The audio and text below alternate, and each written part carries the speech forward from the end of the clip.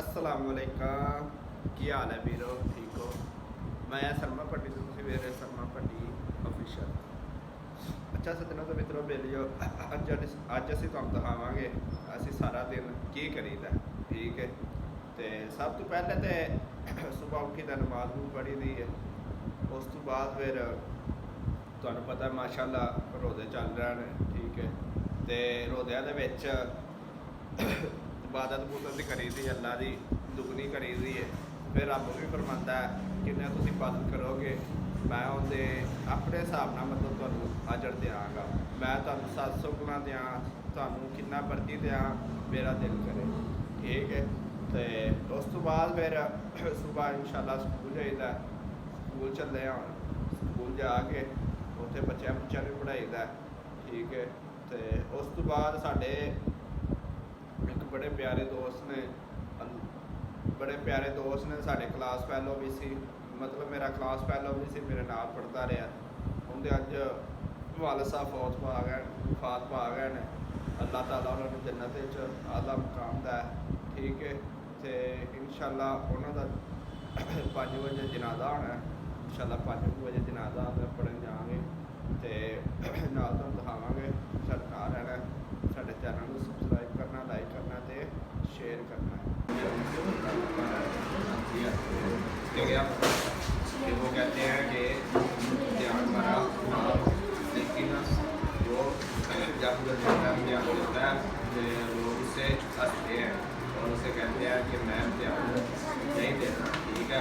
लेकिन वो कहते हैं लोगों जो लोग जब सारे ध्यान देते हैं तो वो हंसते हैं एक दूसरे की तरफ देखते हैं ठीक है।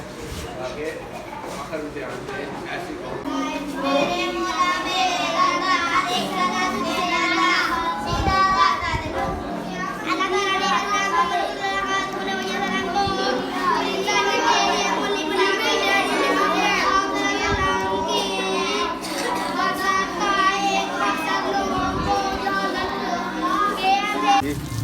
आ बंदा कहता तू एडा वड्डा यूट्यूबर है मेरी वीडियो ला हाँ मैं कहा अज तेरी वीडियो ला देनी ठीक है। अरे हम दंदियाँ कटते अरे महल्ले दियाँ गलियाँ साफ करता पाया नाल मोटरसाइकिल होंदा पाया तो कहता मेरी वीडियो ला पता नहीं इनकी वीडियो तो की है ठीक है। महल्ले दियां गलियां साफ करता पाया तो नाल आ गली बनाई इन्हें ठेकेदार साहब ने साड़ी गली दे ठीक है। ठेकेदार साहब किन्ने दिन की गली बनी है?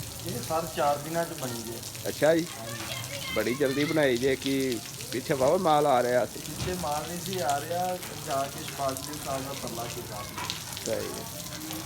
अच्छा जी चलो ठेकेदार साहब भी ना लाइव फॉलो करे ठीक है।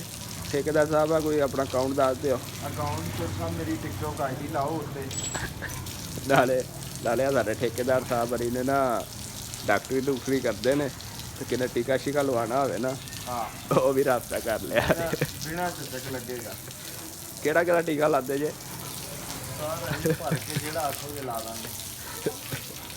देर वाला भी रात वाला भी है तुहाडा राबता रूबता करला होवे ते राबता करना है तो सारा मकान नंबर भेज लो जी मकान नंबर 10 है ठीक है। आ पिछे पूरा सारी गड्डी है ठेकेदार साहब ना मोटरसाइकिल ठीक है। फिर राबता कर लिया।